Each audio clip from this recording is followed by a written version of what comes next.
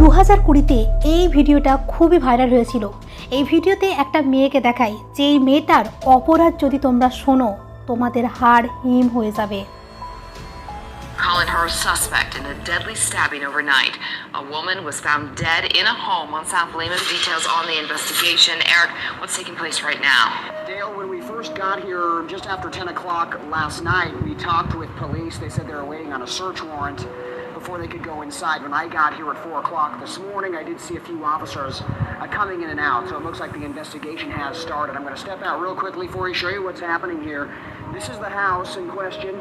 This White House here, you can see the yellow tape blocking off, and they've also got the road blocked off as well, and you can see several squad cars still in the road here. Let's give you another look at this suspect, Isabella Guzman.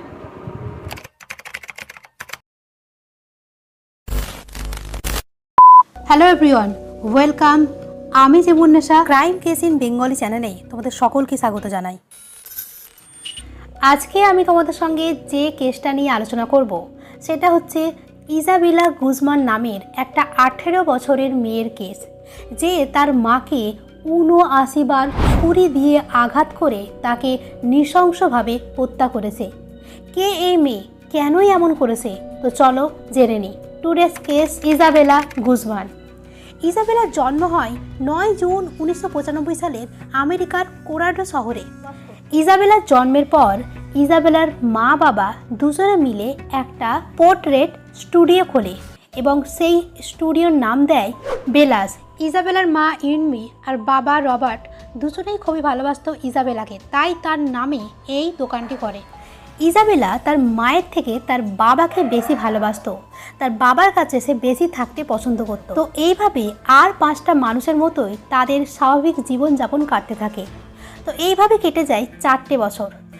এই 4 বছরের মধ্যে তার বাবা মার মধ্যে ধীরে ধীরে দূরত্ব বাড়তে থাকে।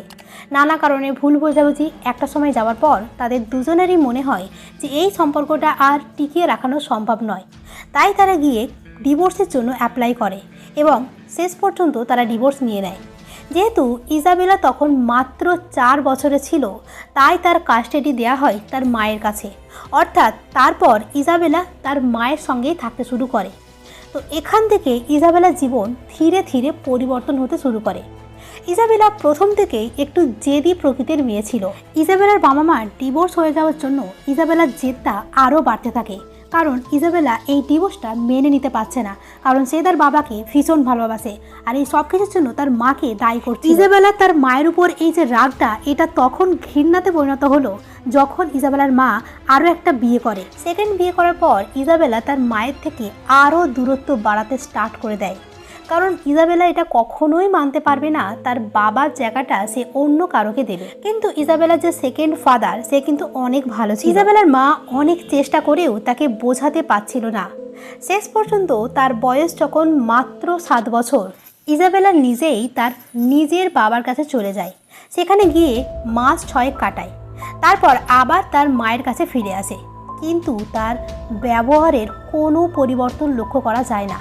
ইজাবেলা রীতিমতো তার মাকে একটুও সহ্য করতে পারত না। ইজাবেলার মা চেষ্টা করে সম্পর্কটাকে ভালো করার, বাট ইজাবেলা যত দিন যেতে থাকে নিজেকে আরও একা করে নেয় এবং সেই সঙ্গে তার এত বড় বড় ডিমান্ড বাড়তে থাকে যেগুলো পূরণ করা কখনোই সম্ভব নয়। তার দামি দামি খেলনা, দামি দামি গাড়ি, দামি দামি ড্রেস, এইসব সে ডিমান্ড করতে থাকে। আর যখনই ইজাবেলার মা সেটা তাকে দিতে পারে না, তখনই সে তার বাড়িতে জিনিসপত্র ভাঙাভাঙি করতে শুরু করে দেয়। ইজাবেলা পড়ালেখাতেও মোটেও ভালো ছিল না। স্কুলে কোনো রকম সে পাস করে যেত, তার স্কুলে যেতে ভালো লাগতো না এবং সে ধীরে ধীরে বাজে বাজে ছেলে মেয়ের সঙ্গে মেলামেশা করতে থাকে। ইজাবেলার জীবনে কিছু হওয়ার লক্ষ্যই ছিল না। ইজাবেলার মা যতটা পারত তাকে বোঝানোর চেষ্টা করত, আর এদিকে ইজাবেলার মা ইজাবেলার সব ইচ্ছা শখ পূরণ করার জন্য সারা দিন কাজ করত। দিনে 12 ঘন্টা কাজ করে ফিরত। তারপরেও ইজাবেলার মন জয় করতে পারত না। এইভাবে ধীরে ধীরে বড় হতে থাকে। এবার ইজাবেলা টিনেজে পা দেয়। তো এই সময় থেকে ইজাবেলার চরিত্রও খারাপ হতে শুরু করে। প্রতিদিন নতুন নতুন ছেলেদের সঙ্গে সময় কাটাতে থাকে। এই রকম অনেক কমপ্লেন ইজাবেলার মা পেয়েছে তার পাশের বাড়ি থেকে। ইজাবেলার মা বাবা যখন দুজনেই কাজে চলে যায়, ইজাবেলা নতুন নতুন ছেলেকে তার বাড়িতে ডেকে একান্তে সময় কাটায়, আর যখন কেউ বাড়িতে চলে আসে তারা বাড়ি থেকে পালিয়ে যায়। বাট ইজাবেলার মা এটা বিশ্বাস করতো না। ইজাবেলা মাঝে মাঝেই বন্ধুদের সঙ্গে 2 দিন 3 দিন কোনো রকম কোনো খোঁজ খবর না দিয়েই এখানে ওখানে ঘুরতে চলে যেত। মাঝে মাঝে 1 সপ্তাহ তার কোনো খোঁজ থাকতো না। 1 সপ্তাহ পর সে নিজে ফিরে আসতো। তো এইভাবে ইজাবেলার জীবন কাটতে থাকে। সময় চলে আসে 27শে আগস্ট, মঙ্গলবার 2013। ওই দিন সন্ধ্যাবেলা ইজাবেলার মা সব কাজ শেষ করে বাড়ি ফিরছিল গাড়ি করে। গাড়িটাকে যখন তার বাড়ির সামনে এসে দাঁড় করায়, সেই সময় দেখে একটা ছেলে ইজাবেলার রুম থেকে ঝাঁপ দিয়ে দৌড়ে পালিয়ে গেল। এটা দেখে ইজাবেলার মায়ের এই প্রথম বিশ্বাস হলো তার প্রতিবেশীর কথা। এর আগেও তার প্রতিবেশী তাকে অনেকবার জানিয়েছে, কিন্তু ইজাবেলার মা এটা বিশ্বাস করেনি। বাট আজকে প্রথমবার যখন সে নিজে চোখে দেখলো ইজাবেলার মা, তখন বিশ্বাস করল। ইজাবেলার মা গাড়িটা পার্ক করে সে চলে যায় তার মেয়ের কাছে। ইজাবেলার মা বাড়িতে ঢুকে যখন ইজাবেলাকে এই সম্পর্কে জিজ্ঞাসা করে, ইজাবেলা কোনো রকম উত্তর দিতে চায় না। উল্টে ইজাবেলা তার মায়ের উপরে চিৎকার চেঁচামেচি করতে শুরু করে এবং একটা পর্যায়ে গিয়ে ইজাবেলার মায়ের মুখের উপরে থুতু ফেলে দিয়ে চলে যায়। আর এতটা ঘৃণা ভরা মানে তার দৃষ্টিটা ছিল, যেটা দেখে ইজাবেলার মা রীতিমতো ভয় পেয়ে যায়। ইজাবেলার এই রকম আচরণ দেখে ইজাবেলার মা খুব কষ্ট পায় এবং তার সঙ্গে সঙ্গে খুব ভয়ও পায়। কারণ ইজাবেলা এতটা লাগাম ছাড়া এবং এতটা হিংস্র হয়ে উঠেছে, যেটা আগে কখনো হয়। ইজাবেলার মা এমনি সময় একাই নিজের রুমে ঘুমায়, কিন্তু আজকে ইজাবেলার এই ব্যবহার দেখে খুব ভয় পায়। তাই ইজাবেলার মা তার সেকেন্ড ফাদারকে ডেকে তার সঙ্গে ঘুমায়। ওই দিন রাতটা কোনোভাবে কেটে যায়। আসে পরের দিন সকালে ইজাবেলার মা ফোনটা চেক করতেই দেখে ইজাবেলা একটা মেসেজ পাঠিয়েছে, আর সেই মেসেজে 3টে অক্ষর লেখা। আর সেই 3টে অক্ষর হলো ইউ উইল পে। এটার মানে ইজাবেলা এটাই বোঝাতে চাইছে যে আমার সঙ্গে এই যা কিছু করেছো তার জন্য ভারী কিছু পে করতে হবে। যেটা দেখে ইজাবেলার মা বেশ ভয় পেয়ে যায়। তারপর ইজাবেলার মা ঠিক করে যে সে পুলিশকে এই পুরো ব্যাপারটা জানাবে। তো ইজাবেলার মা এই পুরো ব্যাপারটা পুলিশকে জানায় এবং পুলিশ বাড়িতে আসার পর ইজাবেলাকে বোঝায়। যেহেতু এটা একটা ঘরোয়া মামলা, তাই বাড়িতে ভালো করে ইজাবেলাকে বোঝায় এবং শেষে এটাও ধমকি দেয় যে যেহেতু ইজাবেলার এখন 18 বছর বয়স হয়ে গেছে, তাই যদি উল্টো পাল্টা কিছু করে ইজাবেলার মা বাবা তাকে তার বাড়ি থেকে বের করে দিতে পারে। আমেরিকার আইন অনুযায়ী যদি কোনো ছেলে মেয়ের 18 বছর হয়ে যায়, সেক্ষেত্রে তার বাবা মা তাকে বাড়ি থেকে বের করে দেবার রাইটস আছে। তো পুলিশ দুপুরবেলা এসেছিল। আসার পর ইজাবেলাকে ভালো করে বোঝায় এবং বুঝিয়ে চলে যাওয়ার পর ইজাবেলা কোনো কিছু না বলে নিজের বেডরুমে চলে যায়। সেখানে গিয়ে দরজা বন্ধ করে বসে থাকে। তার কিছুক্ষণ পর ইজাবেলার মা ইজাবেলার নিজের বায়োলজিক্যাল যে ফাদার তাকে ডাকে এবং তাকে সব কথা জানায়, সঙ্গে তার পুরো মেসেজগুলোও দেখায়। তো এটা দেখানোর পর ইজাবেলার বাবা আসে এবং আসার পর ইজাবেলাকে অনেকক্ষণ থেকে বোঝায়। ইজাবেলা কোনো কথার উত্তর না দিয়ে চুপ করে শুনছিল।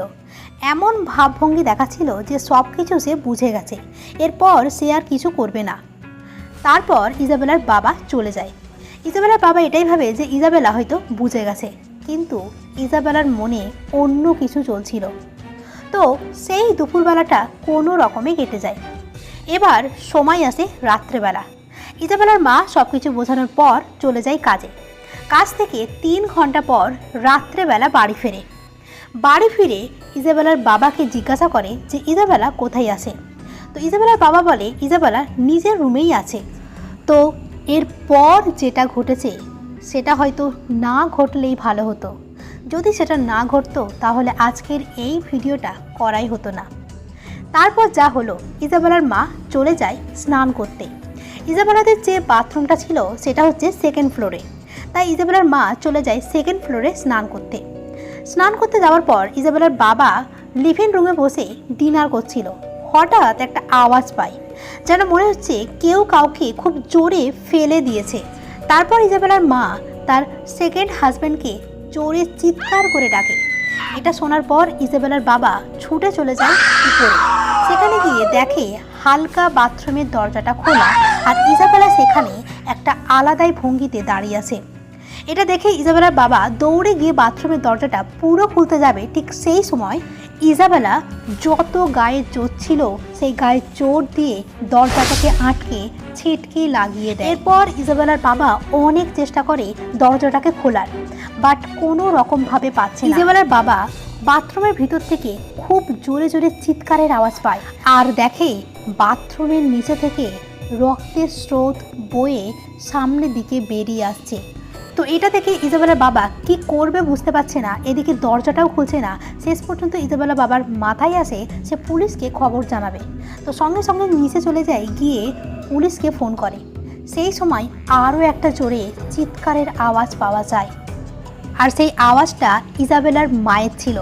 সে চেঁচিয়ে একটাই কথা বলল, জি হো হোম, যার অর্থ ভগবান।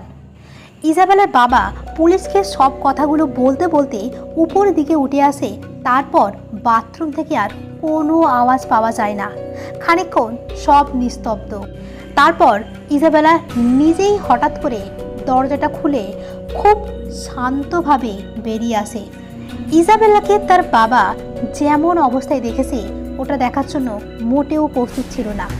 ইজাবেলার বাবা দেখে ইজাবেলার পুরো শরীরে রক্ত মেখে আছে, হাতে একটা ছুরি, আর সেই ছুরিতে তখনও রক্ত টোপে টোপে পড়ছে। ইজাবেলার বাবা ভাবছে এবার হয়তো ইজাবেলার বাবাকে খুন করবে, কিন্তু অবাক করা বিষয় হলো ইজাবেলা তার বাবার দিকে একবারও না তাকিয়ে সোজা নিচে চলে গেল। এদিকে ইজাবেলার বাবা দেখে পুরো বাথরুমে রক্ত স্রোত বয়ে যাচ্ছে, আর ইজাবেলার মায়ের চোখে আর গলাতে শুধুমাত্র পেঁচানোর দাগ। ইজাবেলার মা আর বেঁচে নেই, অর্থাৎ মারা গেছে। তো যেহেতু কথা বলতে বলতে উপরে এসেছিল, তাই পুলিশ পুরো ঘটনাটা শোনার পরে সঙ্গে সঙ্গে ইজাবেলার বাড়িতে উপস্থিত হয়। তারপর ইজাবেলার মাকে চিকিৎসা করালেও কোনো রকম লাভ হয় না। ততক্ষণে ইজাবেলার মা মারা যায়। এবার পুলিশ ডেড বডিটাকে পোস্টমর্টমের জন্য পাঠিয়ে দেয় এবং পুরো ঘরটাকে সিল করে ফেলে। তারপর ইজাবেলাকে খুঁজতে থাকে, কিন্তু কোথাও খুঁজে পায় না। শেষ পর্যন্ত পুলিশ অ্যাডভার্টাইজমেন্ট দেয় ইজাবেলাকে খোঁজার জন্য, কারণ ইজাবেলা এখন সাধারণ মানুষের জন্য অত্যন্ত ভয়ঙ্কর হতে পারে। কেটে যায় একদিন, এরই মধ্যে ফরেন্সিক রিপোর্ট আসে। ইজাবেলার মাকে ৭৯ বার চাকু দিয়ে হত্যা করা হয়েছে। আর এই নিউজটা আমেরিকার প্রতিটা জায়গায় আগুনের মতো ছড়িয়ে পড়ে। সাধারণ মানুষ রীতিমতো আতঙ্কে থাকতে শুরু করে। এরই মধ্যে একটা আননোন নাম্বার থেকে কল আসে পুলিশের কাছে। ইজাবেলার বাড়ি থেকে বেশ কয়েক কিলোমিটার দূরে একটা পার্কিং এরিয়াতে একটা গাড়ির মধ্যে একটা নাকি ডেড বডি পাওয়া গেছে। এই কথাটা শুনে পুলিশ তাড়াতাড়ি সেই এরিয়াতে গিয়ে পৌঁছায়, কিন্তু সেখানে গিয়ে কোনো ডেড বডি পাওয়া যায়নি। কিন্তু ওই গাড়িতে এমন অনেক তথ্য পাওয়া গেছে যেগুলো ইজাবেলার মায়ের খুনের তথ্যের সঙ্গে জড়িত ছিল। পুলিশ বেশ খানিকক্ষণ ওখানে থাকার পরে হঠাৎ দেখে একটা মেয়ে, যে কিনা ইজাবেলার মতোই দেখতে, সে আসছে। পুলিশরা গিয়ে ইজাবেলাকে ধরার চেষ্টা করে, বাট ইজাবেলা প্রথমে অস্বীকার করে, কিন্তু পুলিশ তাকে জোর করে ধরে নিয়ে যায়। এইভাবে ইজাবেলাকে গ্রেপ্তার করা হয়। এবার প্রশ্ন হচ্ছে, ওখানে যে লাশটার কথা বলা হয়েছিল সেই লাশটা কোথায় গেল, বা সেই লাশটা কারই বা ছিল? ওই লাশটা আসলে ইজাবেলার। হ্যাঁ, ইজাবেলা নিজের মাকে খুন করে ওই দিন রাত্রেবেলা সোজা গাড়ি চালিয়ে চলে যায় ওই পার্কিং এরিয়ায়। তখন ইজাবেলার সারা শরীরে রক্ত লেগেছিল, আর ওই অবস্থায় ইজাবেলা গাড়ির সিটেই ঘুম পড়ে যায়। আর এটা ওই এরিয়ার একটা মানুষ দেখে সে ভাবে যে ইজাবেলা হয়তো খুন হয়ে গেছে, তো তাই পুলিশকে খবর দেয়। পুলিশ ইজাবেলাকে ফার্স্ট ডিগ্রি মার্ডার কেসের চার্জ লাগিয়ে জুডিশিয়াল কাস্টাডিতে ভরে দেয়। তারপর আসে ইজাবেলার কেস কোর্টে ওঠার দিন। যেদিন ইজাবেলার প্রথম হিয়ারিং ছিল, ইজাবেলা সেই সকালে কারোর সঙ্গে কথা বলেনি। এমনকি যখন ইজাবেলাকে কোর্টে যাওয়ার জন্য নিয়ে যাওয়া হয়, ইজাবেলা কোনো রকমভাবে যেতে চায়নি। তো তাই বাধ্য হয়ে ইজাবেলার কেসটা সকালের বদলে দুপুরে ট্রান্সফার করানো হয়। পুলিশ তাকে কোনো রকমে জোর করে টেনে হেঁচড়ে গাড়িতে করে তুলে নিয়ে আসে। ওই দিন ইজাবেলার যে ব্যবহারটা ছিল সেটা অত্যন্ত আশ্চর্যজনক। তারপরে যে ভিডিওটা তোমরা দেখতে পাচ্ছ, এই ভিডিওটাই হয়, অর্থাৎ এই দিন প্রথম ইজাবেলাকে হিয়ারিংয়ের জন্য তোলা হয়। তো ইজাবেলাকে কোর্টে হাজির করার পর ইজাবেলা বারবার ক্যামেরা খুঁজছিল, ক্যামেরা দেখে ইজাবেলা মুখের নানা রকম অদ্ভুত অঙ্গাভঙ্গি করতে থাকে। ওই দিন ইজাবেলার যে ব্যবহারটা ছিল সেটা খুবই অস্বাভাবিক। ইজাবেলা যে অপরাধটা করেছিল তার জন্য তার যাবজ্জীবন জেল, এটা তো ফাইনাল ছিল। বাট ইজাবেলা যখন 6 মাস পর আবার হিয়ারিং আসে তখন একটা অবাক করা তথ্য উঠে আসে। আসলে ইজাবেলা মানসিক রোগে ছিল। প্যারানাইড সাইজোফ্রেনিয়া নামে একটি রোগে ইজাবেলা ভুগছিল, যার জন্য ইজাবেলা এই রকম আচরণ করেছে। এই তথ্যটা পেশ করে ইজাবেলার অ্যাডভোকেট। আর কোর্টে ডক্টরও সাক্ষী দেয় যে হ্যাঁ, ইজাবেলা এই রোগে ভুগছে, কারণ এই জেলে থাকাকালীন তার কয়েকবার কাউন্সেলিং করানো হয়। সব কিছু প্রমাণ দেখে, তথ্য দেখে জর্জ এই রায় দেয় যে যেহেতু সে একজন মানসিক রোগী, তাই তাকে মেন্টাল হসপিটালে পাঠানো হবে। যতদিন না পর্যন্ত সে ভালো হচ্ছে ওখান থেকে তাকে বার করা যাবে না। সেটা হতে পারে 1 মাস, হতে পারে 2 মাস বা সারা জীবন। যতদিন না পর্যন্ত মানসিকভাবে সুস্থ হচ্ছে তাকে ওখান থেকে কোনো রকম ছাড়া যাবে না। 2013 থেকেই তাকে মেন্টাল হসপিটালে পাঠানো হয়। তারপর থেকে তার ট্রিটমেন্ট চলতে থাকে। 2020-তে সে 25 বছরে হয়ে যায় এবং ওই সময় তার এই ভিডিওটা, অর্থাৎ যেদিন তার প্রথম হিয়ারিংয়ের ডেট ছিল, এই ভিডিওটা ভীষণভাবে ভাইরাল হয়। তার সঙ্গে সে পুলিশকে আরও জানায় যে সে এখন মানসিকভাবে সুস্থ, তাকে যেন এই হসপিটাল থেকে ছেড়ে দেওয়া হয়। তার 1 বছর পর অর্থাৎ 2021-এ তাকে ছেড়ে দেওয়া হয়েছে এই শর্ততে যাতে সে প্রতি মাসে সঠিক সময়ে কাউন্সিলিংয়ের জন্য চলে আসে। হয়তো সে মানসিক রোগী, বাট এই যে জঘন্য কাজটা করেছে সেটা কিন্তু কখনোই সাপোর্ট করার মতো নয়। কিন্তু আমরা এই সুস্থ স্বাভাবিক সমাজ কোনো কিছু না জেনে বুঝেই যদি কোনো সোশ্যাল মিডিয়াতে একটা ট্রেন্ড আসে সেটাকে চোখ বন্ধ করে ফলো করি, যার ফল অনেক সময় ক্ষতিকর হতে পারে। তো এই ছিল আজকের ভিডিও। যদি ভিডিও ভালো লেগে থাকে তো একটা লাইক করে দিও। যদি আমার চ্যানেলকে নতুন হও তো এইরকম ভিডিও পাওয়ার জন্য অবশ্যই চ্যানেলটাকে সাবস্ক্রাইব করে দিও। Thank you.